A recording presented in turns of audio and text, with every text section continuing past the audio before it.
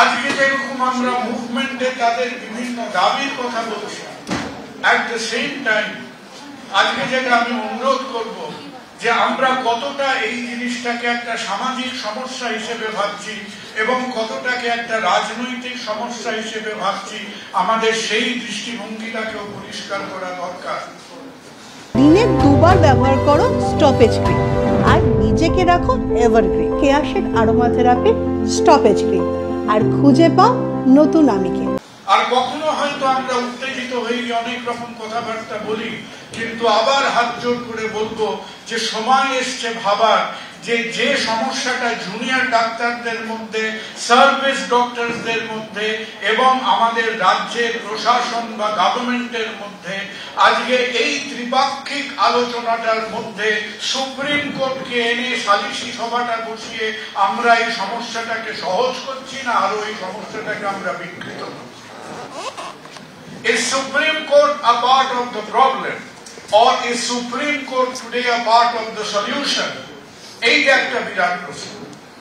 আর সংবাদ মাধ্যমের অনেকে জিজ্ঞেস করছেন যে ইন্দিরা জয়সিং উঠে দাঁড়িয়ে বললেন যে ডাক্তাররা কাজে ফিরে গেছে ইত্যাদি, তাহলে ডাক্তাররা কেন সন্ধ্যাবেলায় এসে আবার কর্মবিরতি করলেন? আপনি মাঝখানের একটা ঘটনা ভুলে গেলেন যে একজন সম্পূর্ণ ইররেসপন্সিবল ইনফ্যাকচুয়াল বেয়াক্কেল উকিল উঠিয়ে দাঁড়িয়ে ওখানে বললেন যে এই জুনিয়র ডাক্তাররা দেখেনি বলে সাগর দত্ততে ওই ভদ্রমহিলা মারা গেছে। Can you believe it? যে আমাদের দেশের সুপ্রিম কোর্ট থেকে আজকে ওই যে বেয়াক্কেলে ভদ্রলোক ওই কথাটা বলেছিলেন, আজকে অন্য কোন কোর্টে ওই রকম একটা আনসাবস্ট্যান্টিয়েটেড, যাকে কোনো ফ্যাক্ট নিয়ে কোনো প্রমাণ নেই আপনার হাতে, আপনি অত বড় একটা কথা বললেন এবং সেই কথা বলাটার পরে এই আন্দোলনটা যে আরো উত্তেজিত এবং আরো অগ্নিগর্ভ হয়ে যায়নি, আপনার ভাগ্য ভালো।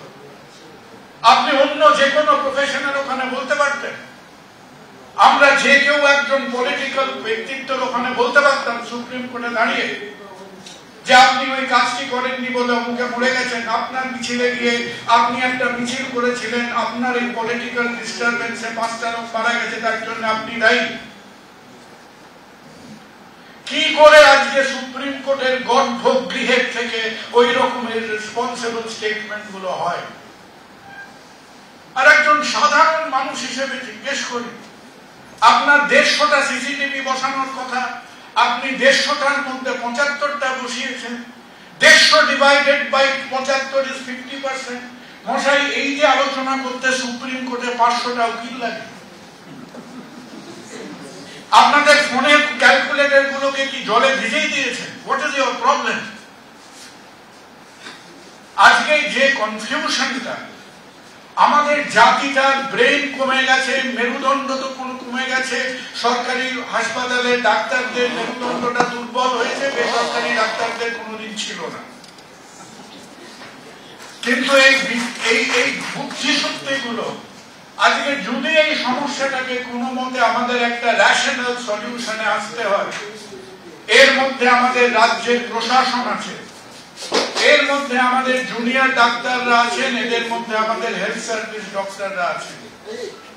আজকে আমরা যদি নিজেরা, যে রেসপন্সিবল 3 স্টেক হোল্ডার্স, যদি নিজেরা আমরা এই সলিউশনটাকে কোনো মতে একটা ওয়ার্কিং সলিউশনে আসতে না পারি এবং পান থেকে চুন খসতে যদি মনে করেন যে কোথায় 20% সিসিটিভি বসিয়েছে, কোথায় 15% বাথরুমে কল কাজ করছে, কোথায় 10% বাথরুমে সিস্টেমটা ফ্লাশ হয় না, এই আলোচনা করতে গেলে সুপ্রিম কোর্টের এই ছোট্ট ঘুরছি ঘরের মধ্যে আপনার 500টা উকিলকে দাঁড় করাতে হয়।